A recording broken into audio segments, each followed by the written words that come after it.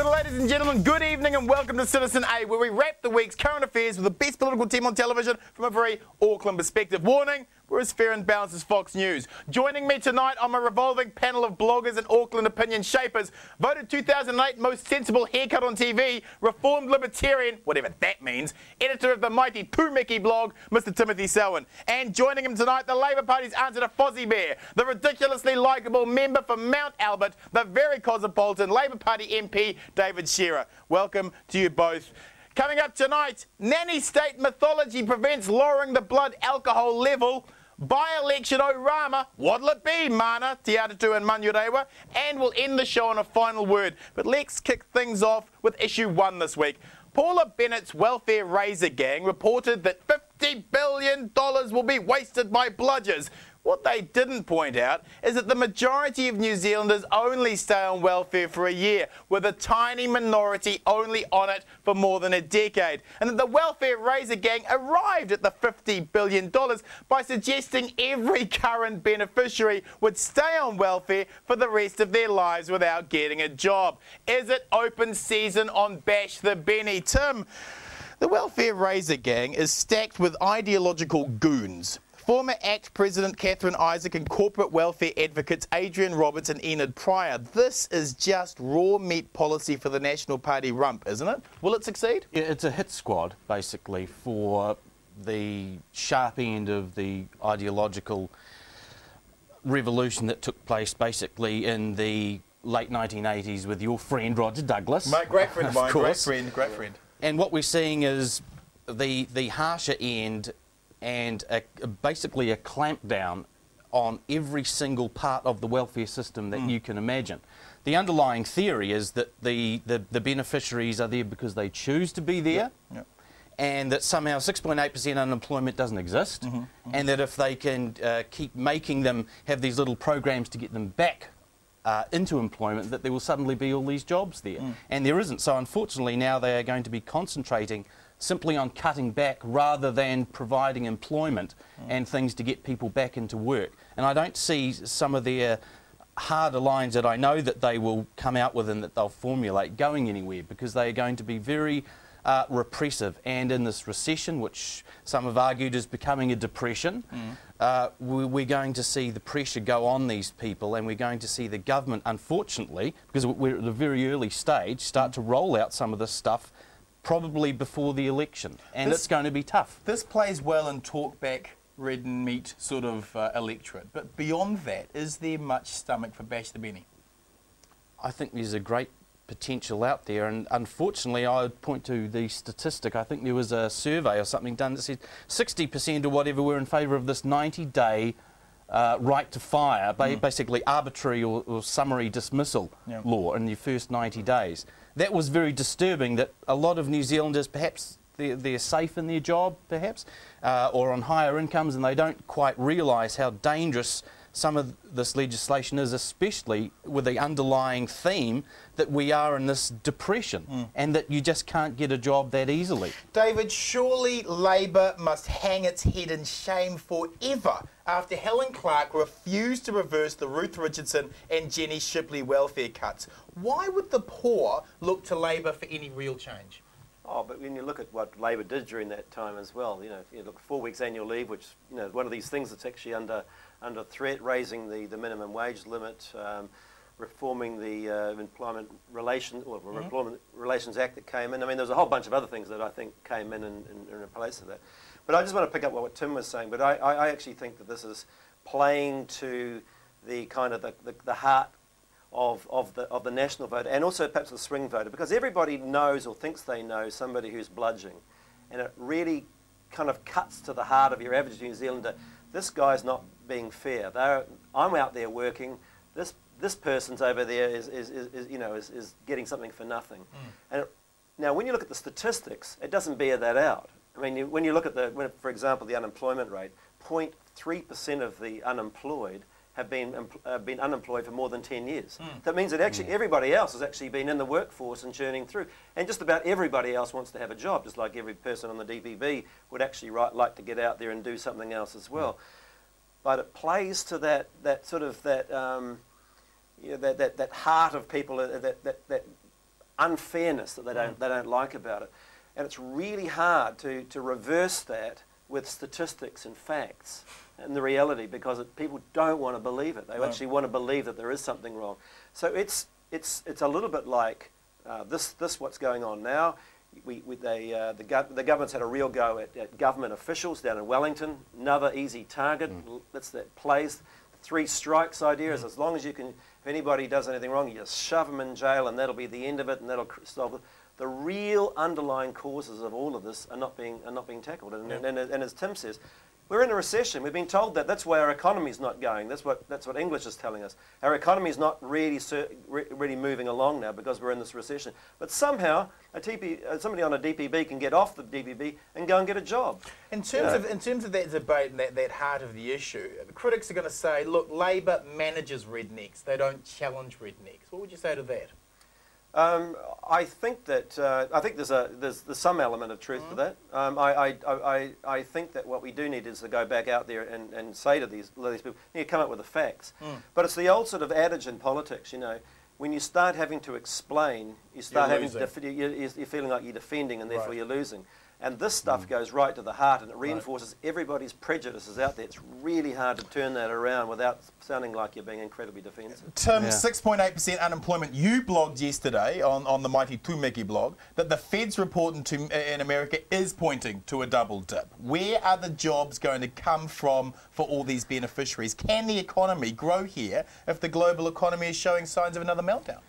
Yeah, well, that's the thing. We're in an international situation. The United States and that credit bubble caused or began the process of the credit meltdown we've seen now. And so we have this recessionary situation. And the problem is, okay, well, we've accepted it now, perhaps. And this is the difficult thing for business, because they have to plan ahead, sometimes years ahead. And unfortunately now, at this point, we're thinking of planning ahead, but we're planning ahead for a depression and a recession and hardly any business activity. And anyone knows, you go up and down all over Auckland and probably most places in New Zealand, and we're going to find empty shops, we're going to find places for lease. For lease signs, all over the place. Yeah. And they haven't been filled since about late 2008, when the recession really started to bite. And unfortunately, we find the government's propositions are all towards private-public partnerships, all towards, as you say, Benny bashing, basically. We had the startling announcement that, this was last week, that 40% of the TOPS courses, which are long-term NZQA accredited courses that unemployed people are put on to get a qualification, to upskill themselves, to get a better job, hopefully. Right? This has been now cut.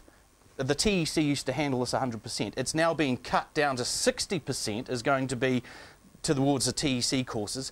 40% is going to be taken by the Ministry of Social Development. Basically, your WINS office is going to get all that money. And what are they going to get it for? They're going to get it for 3 or 4 weeks or very short-term courses. And my fear is this is going to be incredibly counterproductive and very depressing for the people going in there, because usually you go in there and say, okay, fine, here's a pathway to a career. Here's the money, here's the investment, do it for maybe a year or so, you get a qualification, you're out there. What are they going to do now? They're going to have these short courses, very depressing. They're going to, what, are they going to get a job after 3 or 4 weeks? Of course not. They're going to go back again to the WINS office, and it's going to be absolutely demoralising. David, according to child poverty activist groups, almost 220,000 New Zealand children living beneath the poverty line weren't able to gain the same benefits as working parents while Labor was in power. Critics are going to say Labor is part of the problem in building a poverty class. Is that a fair criticism? I think we've got real problems in New Zealand about equity and equality. I mean, the top and the bottom is moving further and further apart. I mean, now it's a little bit unfair to sort of say, yes, there's I'm not disputing the figures, but there were 160,000 kids that were pulled out of poverty during Labor's time as well. So, you know, the glass half empty, glass half full thing, and I think working for families did make an enormous amount of difference. We had the lowest unemployment, you know, and for, you know, basically in the OECD. So I think there's some good news stories. But look, at the end of the day, I mean, what we really need to be doing is looking at saying, getting people back into work. How do we do that? Well, we don't seem to have a plan. Instead, what it's all sticks and no carrots. Well, that's exactly it. I mean, what we end up doing is saying, well, you're out of a job, so you're the problem. You're on the DPP, you're the problem. You're in jail, you're the problem. Well, in some cases, they are the problem. Yeah. But there's a whole bunch of other things. And sickness and invalids benefits exactly. as well? These people, I mean, your average, your average person who's on the unemployment queue wants a job. We know that because we just had the lowest unemployment in the Western world. So they want to get out there and do it. They can't do it, and the very courses that Tim was just talking about are being cut.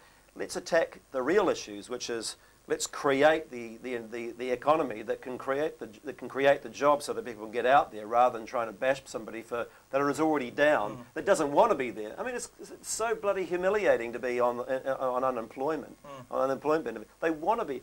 Look, out in South Auckland not so long ago, the queues of people queuing up to be basically checkout people. I mean, these are not people who don't want to be employed. They desperately want to be employed. Yeah, and some of the answers were that Bill English is going to spend a lot of money on rolling out broadband and all of the When's that gonna well, exactly. And my fear is also that a lot of this stuff isn't going through job creation. It's going to be skimmed off. It's going to be basic depression profiteering, and it's going to be taken in cream by these corporations instead of through mass employment, which is basically what the program Question to you both. Paula Bennett said that she would be sad if these welfare changes caused some New Zealanders to attack beneficiaries. Seeing as the Human Rights Commission and her own Attorney General have warned her that her policies are discriminatory, do you think she's shedding crocodile tears, David? Oh, look, I think if you think that this is going to happen, and you know that that's going to be an outcome of your policy, then it's pretty duplicitous in a sense. On the one hand, to say that, and then on the other hand, to continue on with these policies. Yep. I mean, she can do a lot. The two Paulas, Paula and Paula, in a sense, can do a lot, and to say, look, there are some problems out there with dependency. And everybody would admit it. And what do we do to sort of to help that? But I come back to the woman with the child who's at home looking after the child that we're trying to push out into the job market, and thinking, now what's going to happen to that 3-year-old? They're going to sit home by themselves. They're going to be shoved into a creche. I would rather they have a child at the moment grow up in a caring, loving an environment with their mothers, generally their mothers. And then that perhaps the opportunity for that person to get work experience or gain some sort of training during that time, than to sort of pull her out, stick her in the job market, and then have a dysfunctional family to deal with as a result. Crocodile tears? Yeah, well, that seems to be the answer. National stock standard, prejudiced, instinctive answer to everything is the stick rather than the carrot. And we just see them clamping down all the time without, as you're saying, actually creating the employment. That doesn't seem to be their focus when it ought to be their focus. Welfare reform, who wins, who loses? And this, Yep. the people at the bottom. Yep. People at the bottom who, as statistics show, are not there because they want to be. They're there because of circumstances, and they want to be off there as soon as possible. Well, what we're trying to do is we're trying to stigmatise them, and we're trying to make create the impression that they're the problem. And I think they're the people who are going to lose. Welfare reform, who wins, who loses? Well, I think a lot of these, and a lot of them will be youths, 18 to 25-year-olds, who have not perhaps ended just out of school.